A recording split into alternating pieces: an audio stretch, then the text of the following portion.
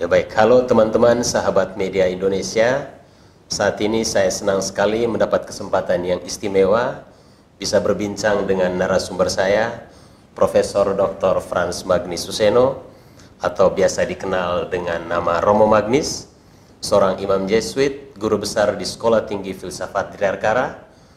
Dan saat ini kami senang sekali diterima langsung di kampus beliau di STF Dirgantara, Jakarta. Romo Magnis, selamat siang. Selamat siang. Apa kabar, Romo? Puji Tuhan masih boleh, masih hidup itu. Siap. Iya. Jadi kegiatan saat ini kalau di kampus apa kira-kira, Romo Magnis, kalau boleh Di tahu? satu pihak saya masih setiap minggu rata-rata ada 2 seminar, webinar atau itu di mana saya mempersiapkan sesuatu. Sedikit saya masih memberi kuliah. Di Pascasarjana, doktor? Di program doktor. Program doktor. 1-2 kuliah, matrikulasi, 1-2 kuliah, bantu-bantu banser, begitu. Oke. Lebih banyak mata kuliah terkait apa, Romo, sekarang kalau untuk di Pascasarjana sama dokter? Saya kan biasanya dari etika politik. Etika politik, ya. Oke, baik, Romo. Jadi kami terima kasih sekali lagi dari Media Indonesia bisa diterima untuk mewawancarai khusus Romo di STF Dirgantara pada kesempatan ini. Memang kalau kita ikuti situasi kita, dan saya pikir Romo beberapa waktu belakangan ini juga banyak sekali bersuara tentang situasi-situasi kita akhir-akhir ini. Nah, mungkin sebelum kita berdiskusi jauh mengenai hal-hal tersebut, mungkin saya pengen mengungkapkan beberapa fakta kira-kira, Romo Magnis. Jadi mungkin supaya saya tidak keliru, jadi apa yang menjadi fakta-fakta itu saya sebut saja. Misalnya baru saja tadi malam disampaikan atau diumumkan oleh kepolisian mengenai pentersangkaan terhadap Ketua KPK Bapak Firly Bahuri. Dan ini kita juga sudah jadi informasi. Lalu terus ada juga berita mengenai beberapa waktu lalu Wakil Menteri Hukum dan HAM kita juga tersangka untuk kasus gratifikasi, terkait dengan kasus korupsi juga. Sebelumnya Ketua Hakim MK dinyatakan melakukan pelanggaran berat etik menyusul putusan kontroversial. Dan masih di tahun ini juga ada 2 menteri aktif Presiden Jokowi juga menjadi tersangka kasus korupsi. Dan kita juga ingat anggota Badan Pemeriksa Keuangan, Romo, ini juga menjadi tersangka atas suap sebesar 40 miliar. Itu di kasus korupsi pembangunan BTS di Kementerian Kominfo. Lalu ada juga kemarin diungkapkan oleh Pak Hasim mengenai dugaan markup sampai triliunan rupiah di Kementerian Pertahanan terkait alutsista misalnya. Jadi dan mungkin masih banyak lagi kalau kita bicara gubernur, wali kota, dan pernah diungkapkan juga oleh dalam beberapa kesempatan Romo Magnis mengungkapkan itu, tak terbilang entah gubernur, entah bupati, wali kota, DPR dan DPRD, itu kita belum menyebut semua, dan sama persoalannya terkait dengan kasus korupsi. Saya mau minta tanggapan dari Romo Magnis mengenai fakta-fakta ini gitu. Tentu saja fakta-fakta ini betul-betul memprihatinkan.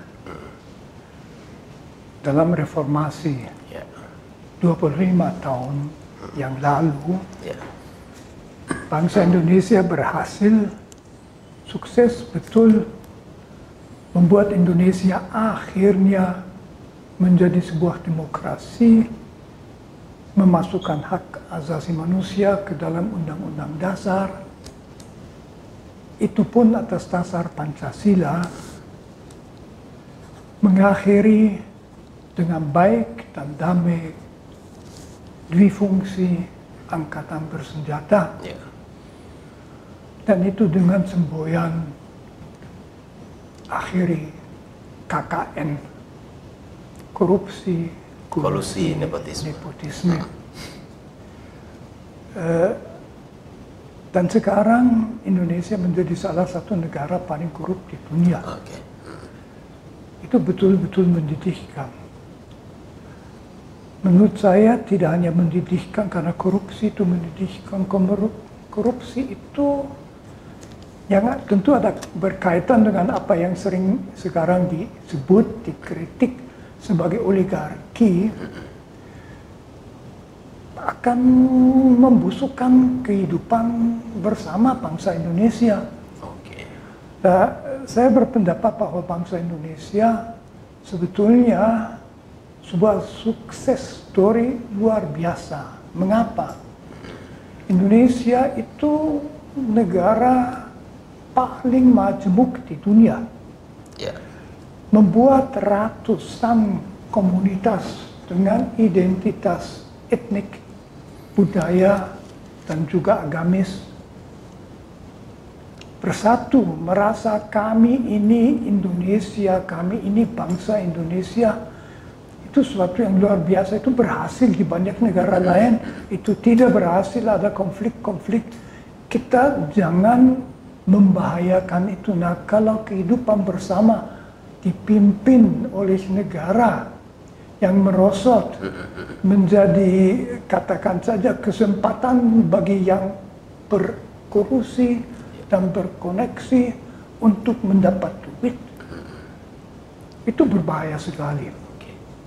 Saya berpendapat kita ada beberapa tantangan di Indonesia. Satu tantangan itu adalah perpecahan vertikal. Vertikal berarti kalau 50% bangsa yang belum sejahtera betul-betul, termasuk 9% yang masih miskin. Kalau mereka sampai merasa bahwa Indonesia itu milik mereka yang di atas, kita jangan heran kalau mereka mencari suatu ideologi lain daripada Pancasila. Kenapa dapat dari Pancasila kalau mereka sesudah 78 tahun mereka belum juga sejahtera. Tantangan kedua tentu itu datang dari luar, terutama itu sering dibicarakan radikalisme agama. Saya berpendapat bahwa umpamanya orang kecil, anak merasa bahwa dalam Indonesia berpancasila, Indonesia pasca reformasi itu anak-anak mereka punya harapan akan masa depan lebih baik, mereka tidak akan kena radikalisme. Jadi tantangan radikalisme tidak besar. Bahayanya kalau orang kecil merasa ditinggalkan.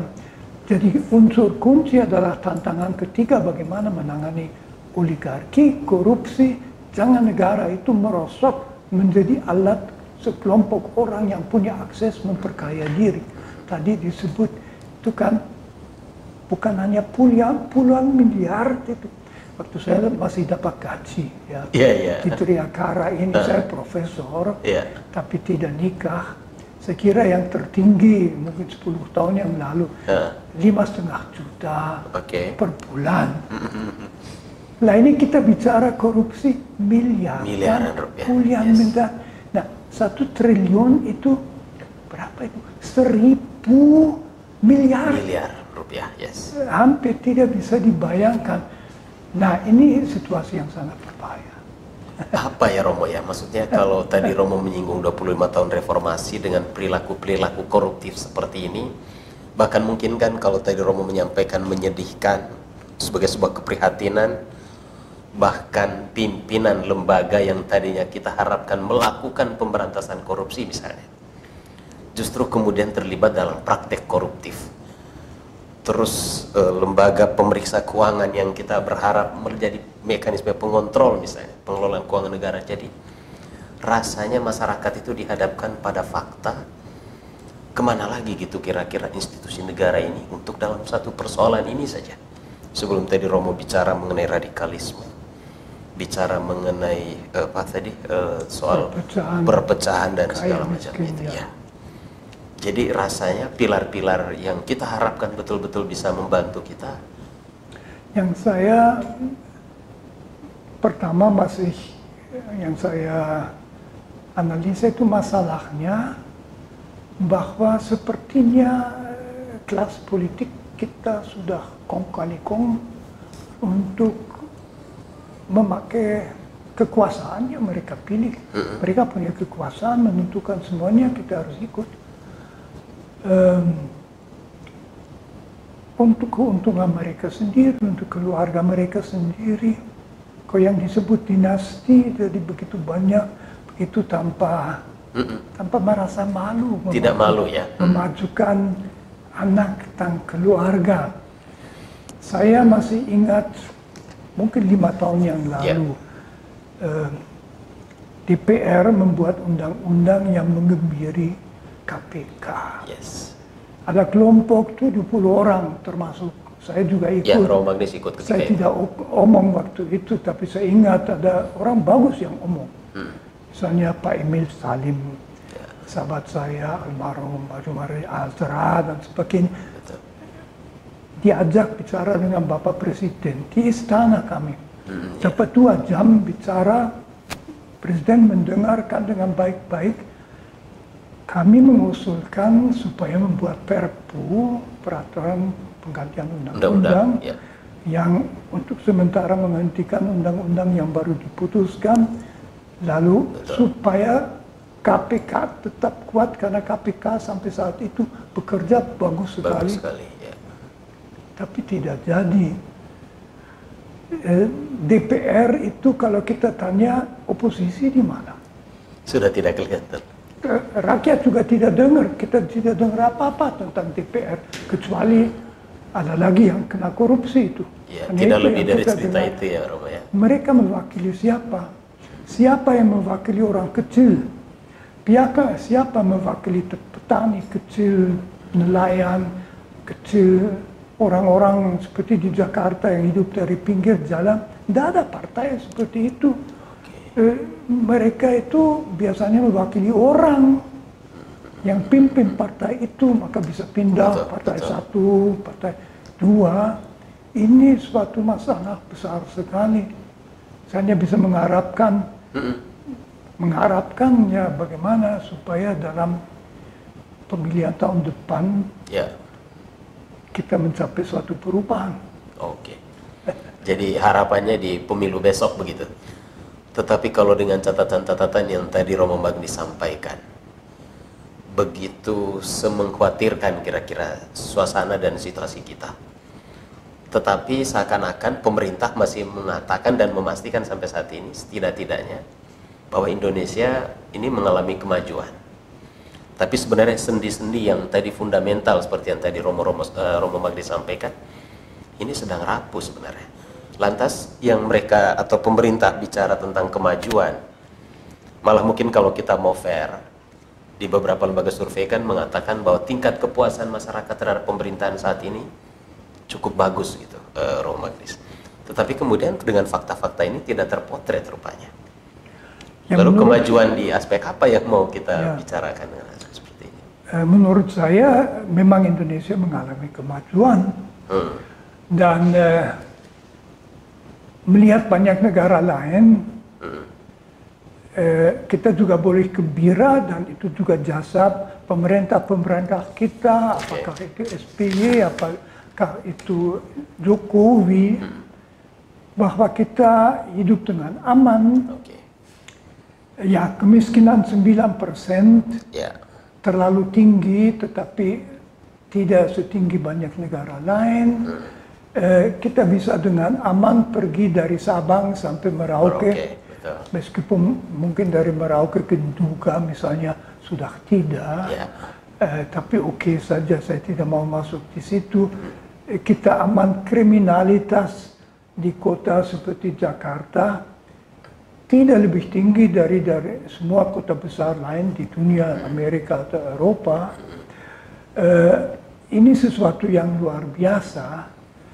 Tetapi kalau misalnya rakyat merasa ketidakadilan, nah ini rakyat kita, orang kecil kita, menurut saya dia punya suatu sifat yang luar biasa. Dia tidak iri hati. Saya misalnya kadang-kadang sekarang nggak bisa jalan lagi, tapi saya jalan pulang ke komunitas saya dari Deriakara ini. 1,5 kilometer. Oke. Sering ada rumah yang sedang dibangun. Nah, jam 5:30 buruh-buruh sudah duduk di depan, tidak kerja lagi. Mereka nginep di tempat pembangunan. Ada kayu-kayu itu yang menurut saya lebih cocok untuk ayam daripada cocok untuk manusia. Tapi mereka kelihatan gembira, melucu dan sebagainya. Dan mereka mungkin akhir pekan bisa kirim uang cukup banyak ke istri, anak, keluarga di Indramayu atau di mana, saya tidak tahu. Orang kecil kita tidak iri hati bahwa ada yang hidup dalam luks. Dalam kemewahan. Ya, saya saja punya AC, mereka tidak punya AC, dan supaya mereka tidak iri hati. Akan tetapi, kalau apa yang mereka punya sendiri, misalnya demi pembangunan, atau demi keuntungan kota dihancurkan, misalnya orang digusur begitu saja demi suatu proyek atau demi normalisasi sungai, itu yang penting itu gawat. Karena di situ orang kecil merasa ada suatu kesepakatan dasar dilanggar. Kami rakyat membiarkan kalian hidup di atas bagus-bagus, tetapi kami harus bisa hidup. Pangan, sandang, papan, kesehatan, sekolah. Kalau itu dilanggar, orang akan menjadi marah. Lalu saya juga mengharapkan itu memberi ruang kepada segala macam ideologi yang radikal, mungkin transnasional, dan supaya jadi kita harus hati-hati. Bisa ada kesempatan, misalnya kalau dalam pemilu akan datang ada kesan banyak kecurangan, lalu kalau sudah ada kemarahan dalam masyarakat bisa meledak. Dan kita Indonesia dari Sabang ke Merauke, kalau pernah pecah, perang-perangan besar-besaran, itu bisa lebih gawat daripada di Timur Tengah. Jadi kita jangan mengira karena ada sukses yang tidak perlu dibantah, ada sukses, puji Tuhan. Tetapi kita jangan menghabiskan modal masa depan itu dengan terus membiarkan korupsi seperti itu. Itu akan mengancam karena memberi kesan kebusukan. Dan pembusukan itu juga akan membuat aparatur negara tidak melakukan tugasnya. Katakan saja contoh ekstrem tentu saja, dan sudah beberapa tahun lalu ada jembatan di Kalimantan yang ambruk 20 tahun sesudah dibangun. Betul. Ya, saya tidak tahu, saya perkirakan bahwa dibangun dengan korupsi sehingga tidak jadinya seperti itu, bertanya dalam waktu 20 tahun. Dan dengan demikian jembatan itu sekarang tidak ada lagi. Kalau dibangun kembali biayanya baru. Betul. Itu yang menjadi masalah. Tidak semua kasus ekstrem itu, tapi sebetulnya ke arah itu. Jadi kalau tadi Romo Magdis menyampaikan kata kuncinya itu soal ketidakadilan. Bahwa sekarang terutama siapa lagi yang memikirkan nasib rakyat-rakyat kecil yang mungkin bisa di suatu waktu menimbulkan distrust yang lebih besar di tingkat masyarakat. Apakah kira menjembatani gitu Romo Magdis ketidakadilan yang dirasakan oleh masyarakat dengan hal-hal yang tadi kemudian di satu sisi ketimpangan juga kita sangat luar biasa. Kan kalau orang merasa diperlakukan tidak adil, dia ada potensialitas untuk meledak. Meledak bisa alasan apapun. Keserempet di sepeda motor atau itu. Orang bisa emosi. Kemungkinan menjadi marah. Betul. Itu besar. Kalau itu menjadi kolektif, lalu kita dalam bahaya. Jadi misalnya sangat penting orang kecil itu diwakili. Buruh punya serikat buruh yang menyuarakan buruh-buruh itu di dalam negara yang industri yang maju, yang relatif bebas dari konflik sosial besar itu, Justru perwakilan orang kecil itu penting, perlu ada perundingan, sering ada macam konflik, tapi tidak pernah konflik yang saling merusak. Bisa bicara satu sama lain. Kalau kita jatuh ke tangan orang yang sebetulnya tidak punya minat bagi bangsa Indonesia, tetapi melihat posisi politiknya sebagai kesempatan untuk mengamankan diri, memperkaya diri dan sebagainya, yaitu gawat. Itu yang harus dihindari. Saya tidak mengatakan semua politisi begitu, juga tidak bahwa semua anggota DPR begitu. Itu, ya. Tapi kalau kita tanya pada masyarakat, apa masyarakat merasa diwakili oleh DPR? DPR itu singkatan dari Dewan Perwakilan Rakyat. Rakyat. Betul. Apa rakyat merasa diwakili? Wakili atau tidak? Apa pernah dengar suara dari mereka yang menyuarakan harapan rakyat? Ya, tahu. ya. Jadi catatan kita. Nah, dengan fenomena tadi Romo Magnis, apakah juga Romo Magnis menangkap misalnya dengan situasi seperti yang tadi kita sudah sampaikan, terutama tugas dan tanggung jawab seorang presiden sebagai kepala negara untuk bisa melihat secara faktual situasi-situasi ini? Orang kan cenderung melihat, terutama beberapa bulan terakhir, beliau seakan-akan sudah tidak mendengar lagi kritikan kah? Karena toh sudah sering sekali disampaikan.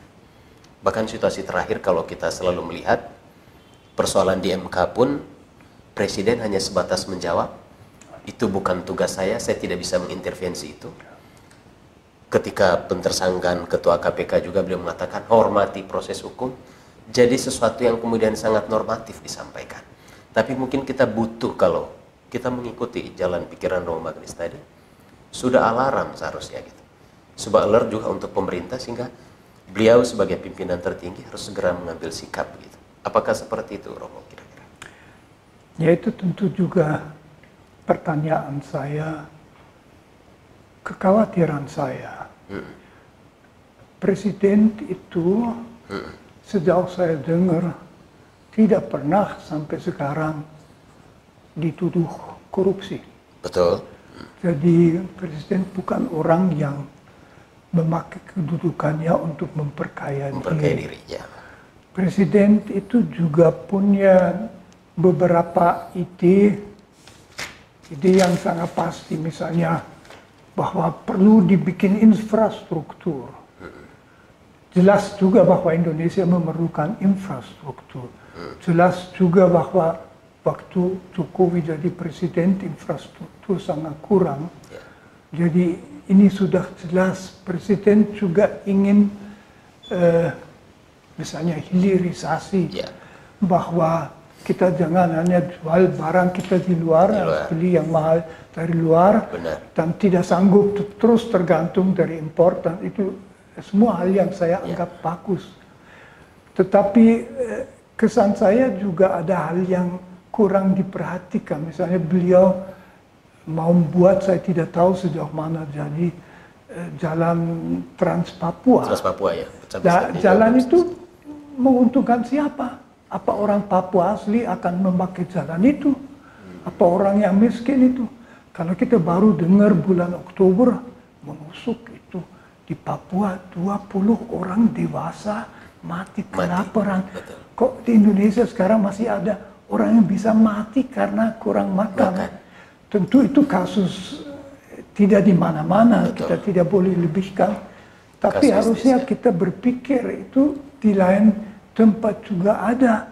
Lalu kita melihat sesuatu yang sebetulnya diketahui, bahwa kalau hanya kepentingan bisnis itu diusahakan, tidak dengan sendirinya orang kecil bagi yang di bawah berguna.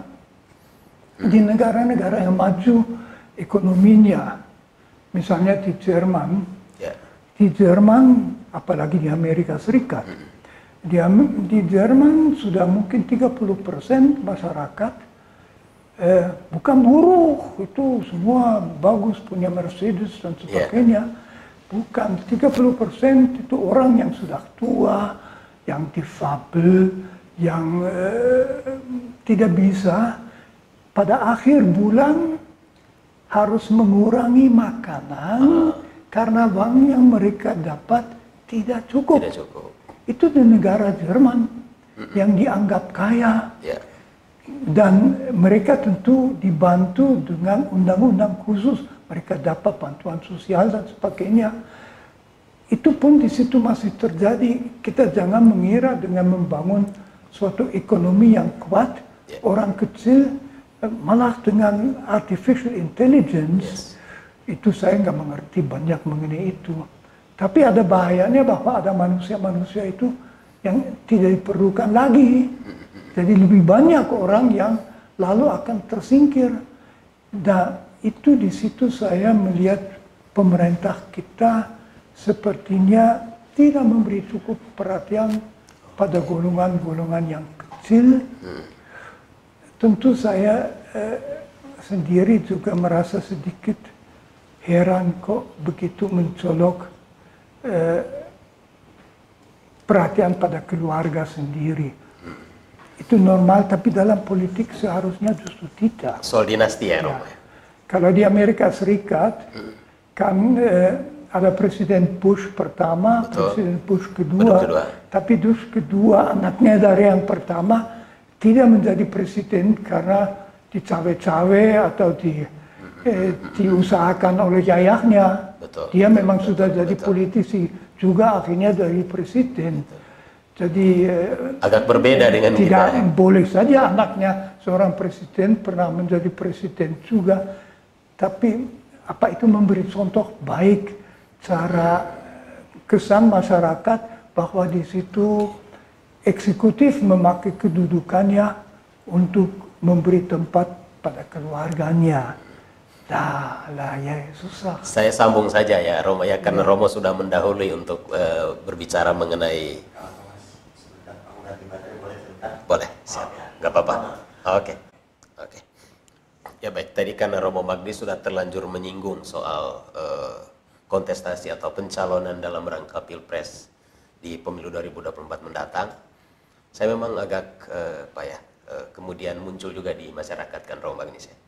Saya sampaikan saja dulu misalnya, kalau untuk pemilu besok kita 2024 ini ada kurang lebih 17 partai politik, ada 3 pasangan calon presiden dan wakil presiden, 9.917 caleg yang memperebutkan 580 kursi untuk DPR RI, dan 668 calon anggota DPD RI, dan untuk memperebutkan 136 kursi ya kalau untuk DPD RI, dan belum terhitung dengan DPRD provinsi dan kabupaten kota di seluruh Indonesia.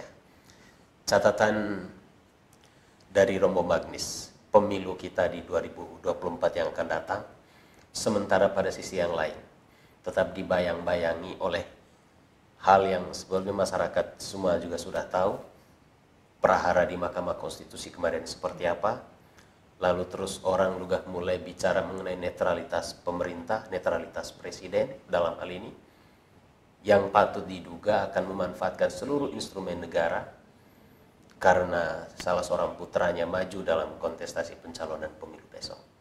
Orang akhirnya bicara mengenai legitimasi, ancaman pemilu yang adil dan demokratis. Tanggapan Romo Magnis mengenai hal ini bagaimana? Tentu saja umpamanya pemilihan bulan Februari tahun depan itu oleh masyarakat dianggap curang, itu suatu malapetaka. Itu betul-betul harus dihindari dan menurut saya masih dapat dihindari. Tentu ada satu syarat yang amat penting, kebebasan menyatakan pendapat itu harus dijamin. Saya sangat menyesalkan misalnya Undang-Undang ITE yang teman saya ada yang sekarang mau dihukum karena mengkritik Pak siapa Rob? Ya ini Ansar itu. Oh, Haris Azhar ya. Ya. Betul, yang saat ini sedang berkonflik gara-gara mengkritik Pak Menko Kemaritiman dan Investasi. Ya. Betul.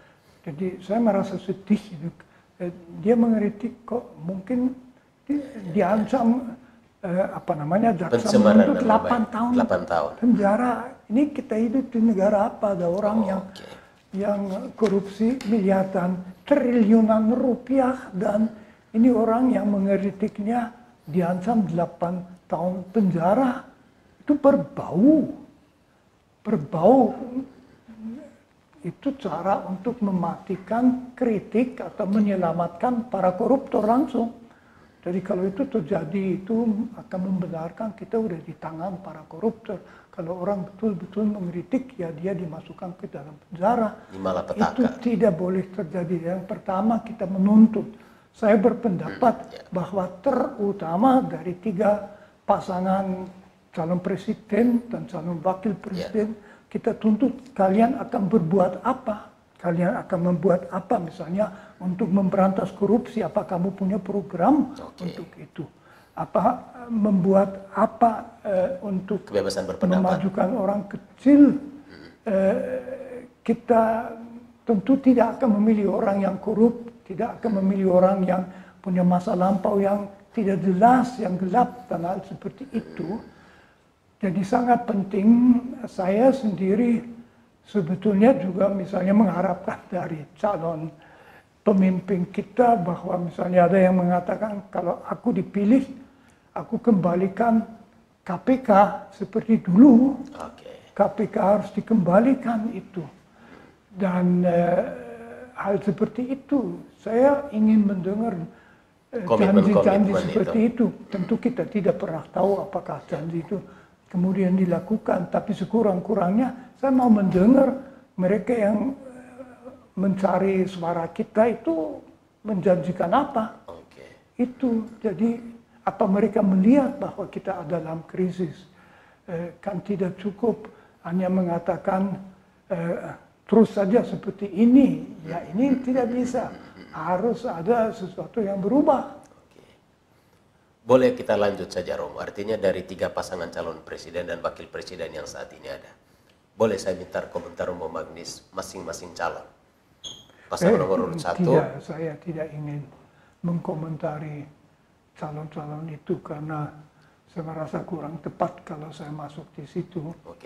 Tetapi saya tentu mengharapkan atau menuntut atau bahwa mereka itu jelas menyatakan komitmen pada hal-hal yang dibutuhkan bangsa Indonesia, komitmen pada pengentasan kemiskinan dan sebagainya, pada pemberantasan korupsi. Saya ingin dengar mereka akan membuat apa kalau masih ada insiden-insiden intoleransi. Jadi bagaimana mereka menjamin kebebasan beragama dan berkepercayaan, di mana saya tentu juga selalu ada pertanyaan, kalau kita punya undang-undang yang mengakui 6 agama, itu Pancasila nggak mengenal 6 agama yang diakui. Pancasila tidak mengenal agama diakui. Agama bukan sesuatu yang diakui oleh negara. Tuhan tidak perlu bertanya sama negara. Dengan itu masalah keyakinan orang. Karena itu di dalam pasal 29.2 dengan sangat jelas dijamin kebebasan beragama dan berkepercayaan menurut kepercayaan masing-masing. Itu yang bagus. Kita tanya mereka mau apa di dalam hal ini. Jadi jangan hanya umum saja, itu yang akan saya tuntut. Lalu saya melihat orangnya, melihat masa lampaunya, perbuatannya dan nyata itu, dan dari situ saya akan pilih. Tapi saya tidak ingin, bagi saya tentu saja tiga-tiganya tidak sama. Tetapi ya siapa yang tidak saya pilih, saya boleh mengulangi yang kadang-kadang dikutip di mana-mana, betul. Bahwa dalam pemilihan ini yang sebetulnya penting bukan memilih yang terbaik. Misalnya ada yang tidak begitu baik, tidak ada yang baik, tapi mencegah yang paling buruk dulu. Berkuasa. Jadi kasih suara kepada pihak yang mungkin kurang baik, tapi daripada yang dianggap paling buruk, ya itulah. Jadi the lesser evil itu di dalam pemilihan. Kita harus realistik, misalnya kalau tidak puas dengan 3 pasangannya itu terlambat. Sekarang kita punya 3 pasangan. Sekarang kita punya 3 pasangan. Ini tidak akan berubah lagi. Ya kita harus memilih di antara mereka. Kita merasa paling aman dengan siapa yang kelihatan paling bisa diharapkan tidak korup, paling bisa diharapkan presiden bagi semua, paling bisa diharapkan tidak mementingkan hanya mereka yang punya modal dan sebagainya, itulah. Apa sih Romo pertimbangan etisnya dari seorang presiden yang sedang berkuasa, kemudian seorang putranya juga ikut dalam sebuah kontestasi pemilihan umum? Apa dasar pertimbangan etiknya, Romo? Ini tentu saya tidak tahu. Saya sebagai orang biasa merasa mungkin terbawa oleh dorongan bahwa pokoknya anakku harus punya posisi. Itu sesuatu yang wajar, tetapi bagi politisi pimpinan itu menurut saya terlarang. Kan kalau ditugasi oleh masyarakat untuk memimpin bangsa, pertimbangan keluarga dan keuntungan, kerugian pribadi itu harus ditinggalkan. 100% bagi bangsa itu. Kalau sudah di pensiun, ya pikirkan keluarganya lagi. Kalau itu tidak dilakukan, itu tentu suatu kelemahan etis. Di masyarakat. Karena etika pemimpin adalah etika yang 100% memberikan diri demi keselamatan, kemajuan, perdamaian, dan tentu juga keadilan dalam masyarakat. Dan keluarga mungkin menjadi berkorban, bahkan dalam arti bahwa dia tidak punya banyak waktu untuk keluarga dan sebagainya. Karena memimpin suatu bangsa, apalagi bangsa besar, itu mungkin memerlukan hampir 24 jam per hari. Orang harus tidur juga. Ya itu. Jadi di situ saya melihat suatu pertanyaan etis. Kok kalau keluarga begitu diperhatikan, apa ada sesuatu yang tidak jelas dalam kompas etika yang bersangkutan? Lantas kalau ada elit juga yang mempertanyakan juga itu kemarin, tapi kurang lebih melemparkan pernyataannya seperti ini, Rom. Ya, itu ya tergantung masyarakat apakah mau memilih atau tidak. Itu tentu yang elit lain itu bukan hanya masalah etika, itu masalah hukum. Masalah hukum, saya kira mereka melanggar hukum. Dan kalau hukum dimanipulasi sedemikian rupa sehingga orang dengan mudah bisa lepas atau hukumannya sedikit, sedangkan yang dikritik diancam 8 tahun penjara. Itu jangan-jangan kita secara etika sudah mau bangkrut kalau begitu. Jadi termasuk pernyataan ya soal memajukan keluarga tadi, kalau akhirnya kemudian dilepaskan dalam konteks demokrasi kita seperti saat ini? Ya saya kira bagi saya itu jelas melanggar demokrasi.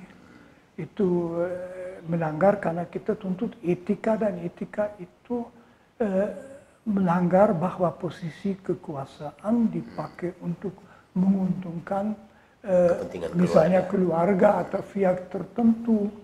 Yang harus mendapat untung itu seluruh masyarakat dan secara sama, kesamaan.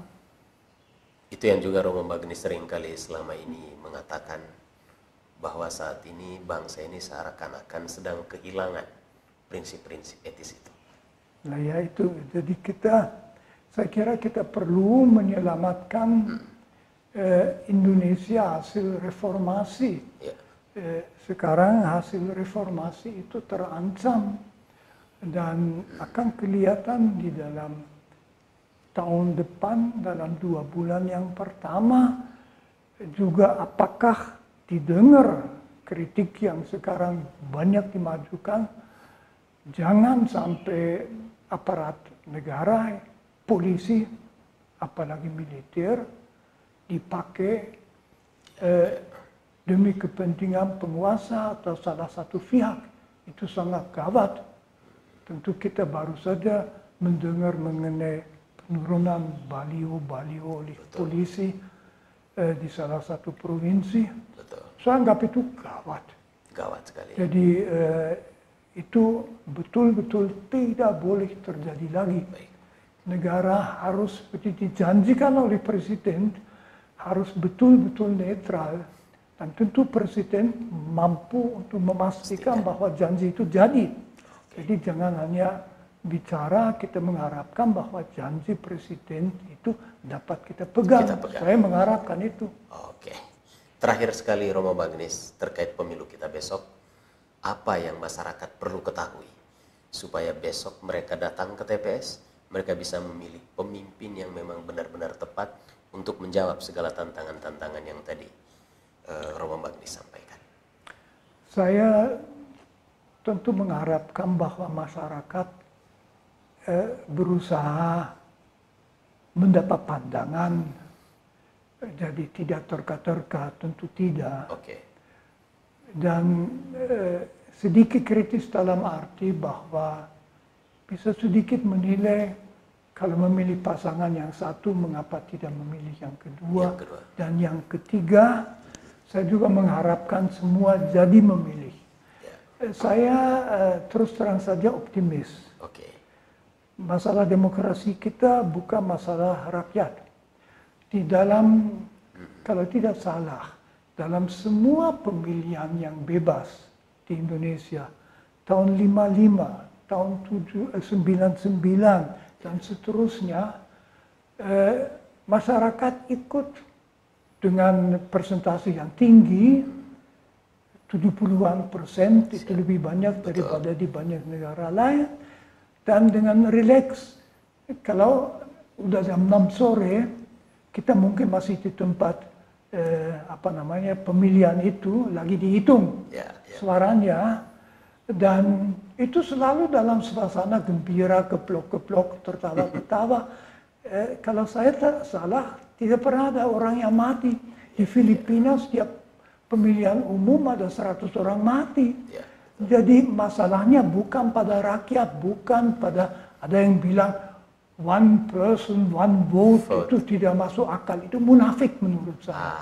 Saya berpendapat bahwa kita boleh percaya rakyat memilih apa yang dia kehendaki. Karena itu yang mau dipilih ya harus mengajukan pada masyarakat alasan-alasan mengapa mereka mau dipilih. Baik. Oke, terima kasih banyak sekali Romo Magnis untuk kesempatannya pada siang hari ini. Sebelumnya Romo Magnis mohon izin, kami meminta mungkin Romo Magnis bisa menuliskan pesan dalam tulisan tangan. Pesan demokrasi dan untuk pemilu kita besok. Mohon izin Romo. Coba apa?